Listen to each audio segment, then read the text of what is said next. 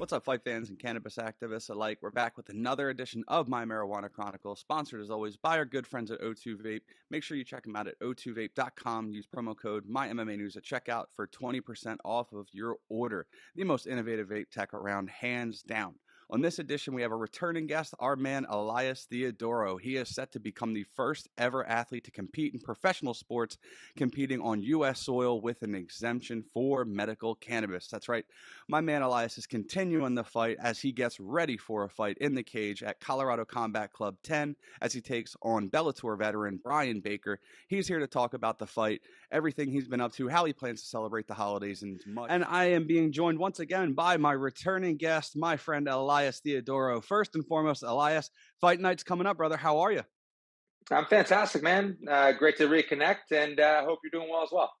I'm doing awesome, man. So you're taking this fight right before the holidays. So first and foremost, I know you have a task ahead of you, but after the W, how do you plan on celebrating the holidays? Not being an athlete, and what's it called? Food and family and friends. That's kind of the game plan. Got it, man. So you're continuing to break down barriers between, and you're dividing the sports between cannabis. You're breaking down doors daily, man. So first Canada, Thanks, now you're bringing it to the U.S., man. Can you tell us how it feels to make history, the first ever sanctioned professional athlete to compete with a TUE in the U.S.?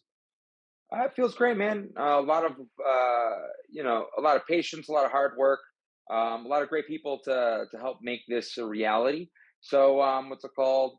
Since the last time we talked, it very much is just progression of what we've been doing. But no, it feels special to do what I've done. And again, what it sets in regards to precedent, not only for myself, but other athletes moving forward. And that's something I really plan on, moving forward in the new year with Colorado Combat Club is where I plan on fighting for their 10th installment.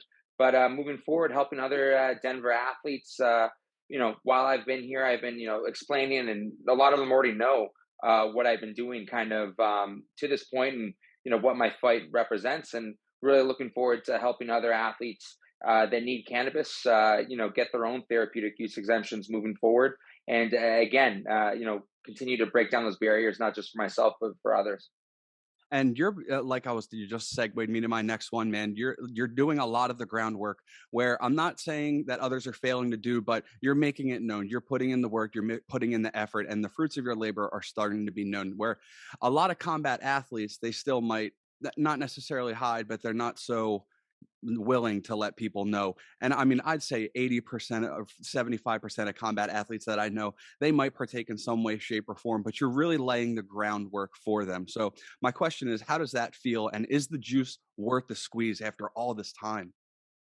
I'd say it's worth the squeeze, but that's obviously a personal decision. Of course. I very much, I'm a mixed martial artist. I love what I do. But this is also an opportunity to kind of go beyond even, dare I say, transcend what's called beyond even mixed martial arts. And, it also helps boxers as well, amateur and professional. And in the new year, there might be avenues to even go beyond mixed martial arts that I'm really excited about, that I'll be obviously sharing, as I continue to break down those barriers. But, first and foremost, there's a task at hand, and that task at hand is my opponent. And really excited to taking on another veteran like myself, and someone who I think can bring a great show, and looking to put on one hell of a fight for the fans. And Colorado Combat Club, they've really stepped it up. I'm really glad we partnered in this what's called venture to make history and to make one hell of a great night of fights. And you just said it right there, man. Your opponent, Bryan Baker, hell of an athlete, Bellator veteran. His last loss was to Douglas Lima. So, I mean, that alone just shows what kind of a level of athlete he is. So this main event speaks volumes for the caliber of talent that's on the card. So my question is, what's your take on your opponent, considering your experience is somewhat equatable? No, that's exactly right. He's a tough game opponent, obviously, trying to get the best opportunities and opponents, outside of some of the larger leagues, has its,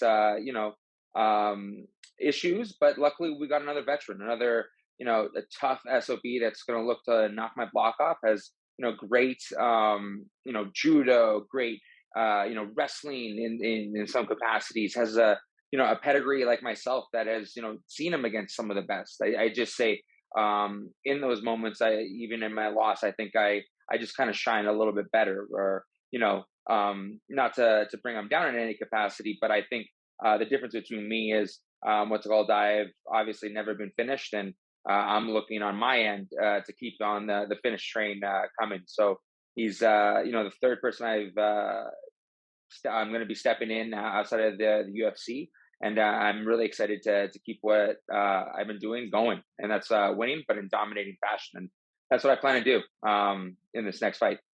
Absolutely. Oh, 100% a game opponent. So obviously this is different than where the last fight was in Canada. So what are the protocols for medicating ahead of this bout? They're very much the same. Again, it's following USADA and WADA's protocols. Mm. It's essentially not, even if they are testing me, because they're testing me for everything else. But even if they do test me for cannabis, the normal kind of threshold is 150 nanograms, give or take. But with myself, I can have 1,000 at any given point. So luckily, they're not looking at that. Rather, just impairment. I'm just not going to show up impaired, and the way they kind of divvy that up is about 24 to 48 hours before the fight itself, kind of thing. And again, the more important thing was me being able to use it as a medicine all the way leading up to it. So been very grateful for the Colorado Commission. They've been a great partner throughout this whole process, both as a fighter and also as a patient, and being able to again get my medicine, medical cannabis, recognized, and kind of validate this all in the same year that I did it in the U.S. You talked about the kind of the squeeze, or I would say it's just momentum. I applied for this with the UFC, many years ago.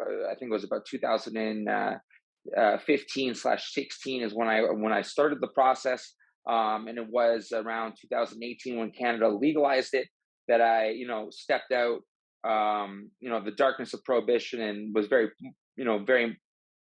public in the way I am today, and then just continue to run with it. So obviously it's almost like a full circle.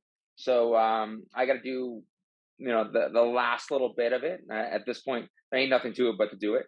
I've been in this process about 23, 24 times now.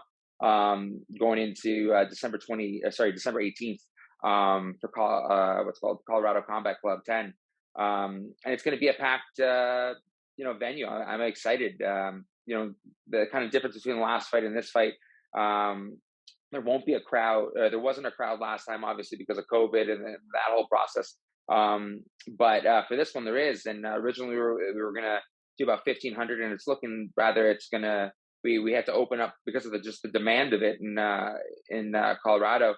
And again, being the main event for it is kind of amazing. Going from 1,000 to now we're probably around 3,000, 4,000 in attendance for this event is kind of where we're going. And again, we had a very much more humbling what's called start, but the interest and the excitement both on myself and in Baker and the rest of the card. It's a stack night of fights. There's going to be a lot of fights. I think it's like at this point there's still 16 fights going to be on this card.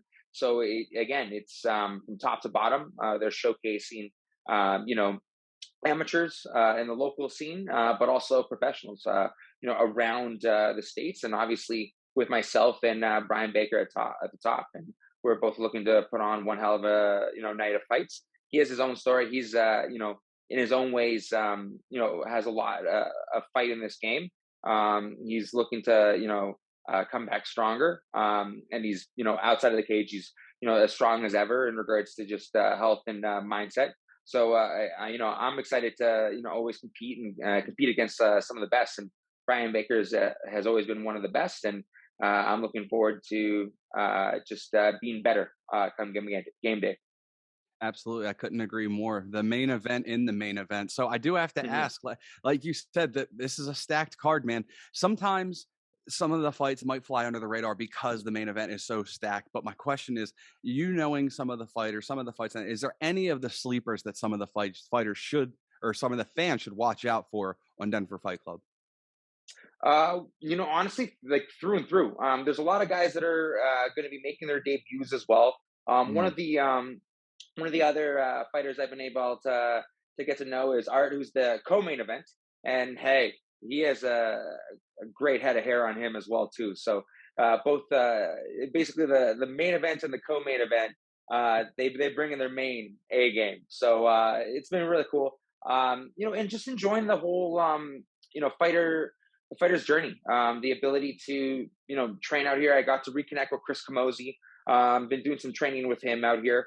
Also at Genesis Fight as well with again their team. They've been really opening in regards to me being here. My coach comes tomorrow. My coaches come rather tomorrow, and it's just kind of finalizing. At this point, I've done this many times over, and it's just kind of showing up on game day. But obviously now with the different, I want to say like approach that I'm having, going back to basics, what made me jump on the scene in the first place. And part of that is getting finishes. And that's what I plan to do. I just plan to be that much better and that much more, just dominating in regards to beginning, middle, and end, and kind of just show why I'm still one of the best middleweights in the world. why, in your opinion, aren't other fighters lobbying as hard as you are to make such a drastic change as far as cannabis and combat sports, or even sports in general? Now, granted, we have the good people at High Rollers. I was just at their last event. Oh my Hmm. gosh, what an amazing time I had. Yeah, And I suggest anybody that ever wants to go, please do. Scratch it off your bucket list. I promise it's a great yeah, time. But it's great awesome. people. Great people there, and obviously other spearheads like yourself. But with so many fighters and so many people that utilize cannabis, why do you think there's nobody that's as vocal as people like you, high rollers, etc.?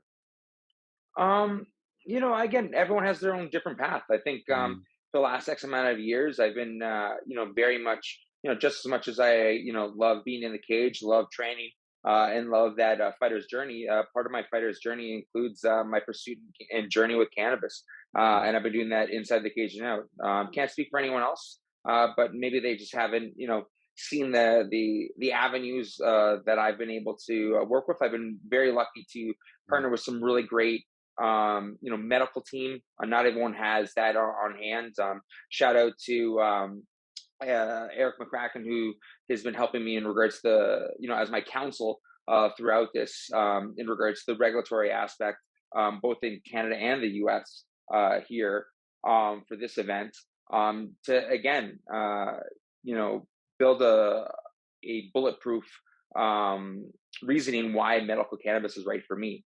I've been very lucky throughout this whole journey. Now with this event, we have really great companies like Leafy Things and Cube Biotech, who again are revolutionizing their own spaces, whether it's with optimizing cannabis in the capacity of a community with Leafy things, and with Cube Biotech, what they're planning to do in the psychedelic space. Their plans to be a public company come the new year, and what they plan on driving both again in the industry, but also the community, building beyond what is already kind of out there right now, and that's what I'm doing both inside the cage and out. So it's great to really partner with companies and people, and I've been very lucky to have a great amount of people, whether it's my coaches Chad Pearson and Garvin, Dave Garvin, that are going to be in the cage with me in my corners, as well as they've been for many years in the past, and now moving forward, we're looking to have someone like Big John Wood in my corner too. On the striking aspect, but I've worked with great people, in striking and wrestling previously, but you're the accumulation of those you surround yourself with. And I'm very lucky for the people that surround me. And, again, I'm trying to use that same energy and that same, positive, addition that they've had to my path, hopefully, open some doors up for some other people in ways that they couldn't. So, obviously I have this fight in front of me, and I'm looking to, you know, finish my opponent and do it in glorious fashion, but also, beyond, a win, already having that win of being the first cannabis athlete, and what that means not only for myself but other athletes moving forward, and I don't know, and having fun the whole way through, and that's what I kind of been doing. It sounds like a great journey, honestly. So you're going into the cage already with a win, clearly, but you're on a 2-fight win streak. How do we make it 3 in a row? Obviously, you say you want to get the finish, but I mean, do you have a round in mind? Do you have a particular, let's be bold about it. I'm not going to ask for your game plan, but hey, why not a prediction? I think with both of us, he, again, without not giving too much away, I'm really looking for a finish in the second or third round. I think there's avenues to really push the pace, but also find ways in the capacity of how I can just dominate. He's a very strong wrestler and judo practitioner, but I've, again, fought some of the best. Someone like Dan Kelly, who worked in the Olympics, 4 times over. I was able to, nullify his judo, or, someone who's very, what's called striking heavy, who, someone like Thiago Santos, or, Eric Anders. There's similarities. If you take different opponents and put them together, they kind of match what my opponent have been. So I've been there against some of the best in the world, and even on my worst day, it was just a case of putting my head in a direction I shouldn't have, or with the Santos fight, I think the difference between why it might not have been a unanimous versus a split, or even the aspect of potentially even winning the thing, is because the fact that as I grew my hair, I didn't put enough cornrows, so some of my hair was out. So every time you hit my hand, my hair would go out. So it would just look like I was getting hit more. So again, there's little aspects throughout this fight, both in regards to the technical aspect, but also just the experience you don't expect, that I think I can draw from, and I've shown that I always look to win. Now it's just an important way to adding that those finishes involved, and I think that's just the real difference. And I very much have a game plan that I think that kind of incorporates my style with the more stamps that I can put into it. So looking for the second or third finish, but obviously I'm looking to take all the wins from beginning to end.